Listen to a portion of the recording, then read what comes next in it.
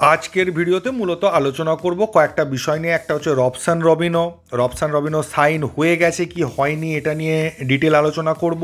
Next হচ্ছে অভিষেক টেকচাম সিং, তার আশা বা মোহনবাগানে জয়েন করার ক্ষেত্রে কি আপডেট পাওয়া গেল সেটা নিয়ে আলোচনা করে নেব। এবং আইএসএলে যে সমস্যাটা চলছে, আইএসএল হবে কি হবে না, তার যে নানা রকম সমস্যা সেটা নিয়ে সামান্য কিছু আলোচনা করে নেব আজকের ভিডিওতে। প্রথমে জানাই একটা খবর, যেটা আপনারা যারা আনন্দবাজার নেন বা যারা হাওড়া হুগলি এই সেকশনটা নেন আনন্দবাজারের, সেখানে দেখতে পাবেন আমাদের উত্তরপাড়ার ছেলে বৈদুর্যদীপ ঘোষ, ঐশ্বর্যদীপ ঘোষ বা এডি ঘোষ হচ্ছে উত্তরপাড়ার একজন নামকরা ডাক্তার, এবং তার সঙ্গে তিনি একজন বিশাল বড় ফুটবল প্রেমী, নিজেও ফুটবল খেলেন।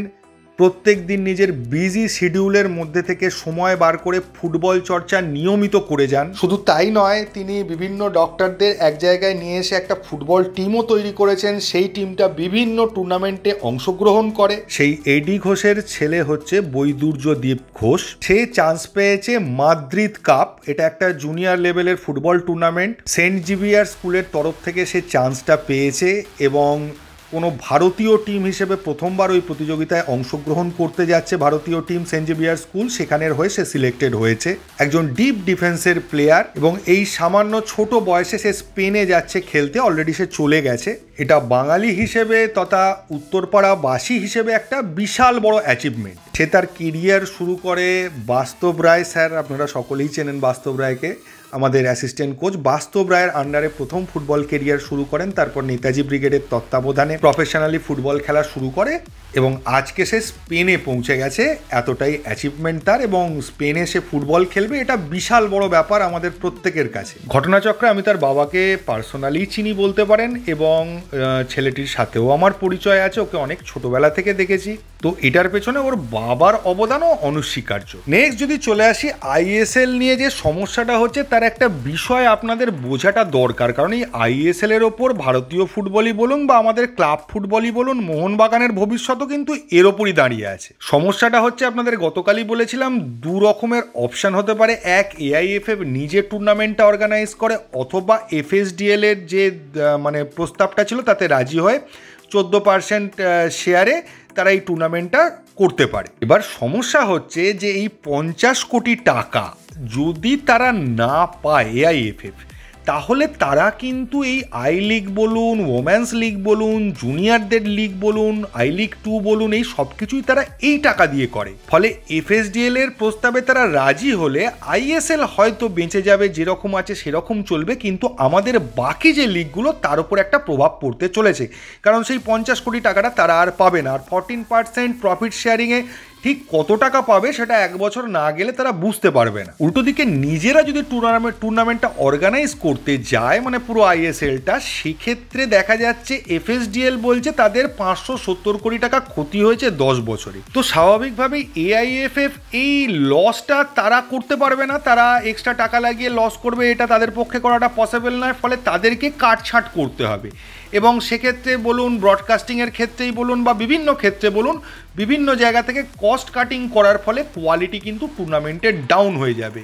আর আমরা ভিএআর নিয়ে এত লাফাচ্ছি গত কয়েক বছর ধরে, ভিএআর আসুক, তো ভিএআর আসার সম্ভাবনাটা সম্পূর্ণভাবে জলে চলে যাবে, আর কোনো সম্ভাবনাই থাকবে না। বিষয়টা উভয় দিকেই সংকট আছে। এফএসডিএল এর প্রস্তাবে রাজি হলে আইএসএল বাঁচবে, বাকিগুলো প্রবলেম হবে। আর এফএসডিএল এর প্রস্তাবে রাজি না হলে বাকিগুলো কার কী হবে সে সম্পর্কে কোনো ধারণাই করা যাচ্ছে না। এবং বিভিন্ন ক্লাব, খবর পাওয়া যাচ্ছে 4 থেকে 5টা ক্লাব তাদের প্রি সিজন পোস্টপন করে দিয়েছে। এবং যদি আইএসএল না হয় একান্তই, বা এআইএফএফ যদি টুর্নামেন্ট অর্গানাইজ করে, তাহলে যা খবর আছে তাতে 3 থেকে 4টে ক্লাব কিন্তু আর আইএসএল বা এই টুর্নামেন্টে পার্টিসিপেট করবে না। এবং বেশ কিছু ক্লাব তাদের দল বদলের সিদ্ধান্ত, এই বছরের ইনভেস্টমেন্টের সিদ্ধান্ত সব কিছু পোস্টপন করে রেখে দিয়েছে ফাইনাল ডিসিশনের জন্য। ফাইনাল ডিসিশন হওয়ার পরেই তারা কিন্তু এটা নিয়ে ভাবনা চিন্তা বা পরবর্তী পদক্ষেপ গ্রহণ করবে। ফলে এবছর আইএসএল নিয়ে একটা সমস্যা যে হবে সেটা ক্লিয়ারলি বোঝা যাচ্ছে। এআইএফএফ তাদের নিজের মতো করে 14ই সেপ্টেম্বর থেকে মার্চ মাস পর্যন্ত যে টুর্নামেন্টের মানে শিডিউলটা রেখেছে বা টাইম স্লটটা রেখেছে সেটা তারা তাদের মতো করে রেখেছে, কিন্তু টুর্নামেন্টটা হবে কি হবে না এটা কিন্তু এআইএফএফ এর ওপর শুধু নির্ভর করে নেই, এমআরএ সাইন করার ওপরই এটা ডিপেন্ড করে আছে। ফলে সেটা যতক্ষণ না সাইন হচ্ছে আইএসএল সম্পর্কে কোনো ধারণাই করা যাচ্ছে না। আর স্বাভাবিকভাবেই মোহনবাগান ইস্টবেঙ্গল যে টুর্নামেন্টই হোক তারা খেলবে, এটা আমরা সবাই জানি, কিন্তু যেরকমভাবে টিম হচ্ছে, টিমটা যেভাবে আস্তে আস্তে ভারতীয় ফুটবলের লেভেল থেকে উপরে উঠে যাচ্ছে, সেই জায়গাটা কিন্তু আর এইভাবে চলবে না, সেক্ষেত্রেও কিছুটা ডাউনফল আসতে পারে। এবার যদি চলে আসি ট্রান্সফার আপডেটে, কালকে অনেক বিশ্বস্ত সূত্র এমবিএফটি মারিনার্স এরিনা এরা অনেকের জায়গা থেকেই ঘোষণা করা হয়েছে যে রবসান রবিনোর সাথে ডিল ডান হয়ে গেছে, কিন্তু অনেক জায়গায় খবর বেরোচ্ছে যে সাইনিং হয়ে গেছে। যেহেতু ট্রান্সফার উইন্ডো ওপেন আছে তো সাইন হয়ে গেলেও হতে পারে, সেটা আমরা ধরেই নিয়েছিলাম হয়তো সাইন হয়ে গেছে বা হয়ে যাবে এরকম সিচুয়েশন রয়েছে। এবং গতকালের খবর থেকে অনেকে যেহেতু বলেছে সাইনিং হয়ে গেছে তো ভাবা হয়েছিল সাইনিং হয়ে গেছে, কিন্তু মার্কাস মার্গুলা জানিয়েছে সাইন কিন্তু এখনো হয়নি, ডিল হয়তো চূড়ান্ত হয়ে গেছে। রবসান রবিনোর মোহনবাগানে আসাটা হয়তো শুধুমাত্র সময়ের অপেক্ষা, কিন্তু অফিসিয়াল যে সাইনিং সেটা হয়নি। নেক্সট, গতকাল আশিস নেগির যে লাইভটা ছিল সেখান থেকে অভিষেক সিং সম্পর্কে যে আপডেটটা পাওয়া গেল, অভিষেক টেকচাম সিং কিন্তু এখনও ডিসাইড হয়নি বা তিনি ডিসাইড করেননি কোথায় যাবেন, এবং পাঞ্জাব এফসিও ডিসাইড করেনি তাকে কোথায় পাঠাবে বা আদৌ কোথাও পাঠাবে কি না। মোহনবাগান এই রেসে এগিয়ে রয়েছে, তাদের সঙ্গে পাঞ্জাব এফসির কথাবার্তা হয়েছে, কিন্তু এখনও কিছু ফাইনালাইজ হয়নি। ফলে এই মুহূর্তে দাঁড়িয়েও অভিষেক টেকচাম সিংয়ের মোহনবাগানে আসার সম্ভাবনা কিন্তু 50-50। তবে অনেক জায়গা থেকে অনেক বিশ্বস্ত সূত্র বলছে যে অভিষেক টেকচাম সিংও মোহনবাগানে প্রায় আসতে চলেছে, সব কিছু ফাইনালের দিকেই এগোচ্ছে, তো তাদের কাছে হয়তো ইনসাইডার খবর আছে।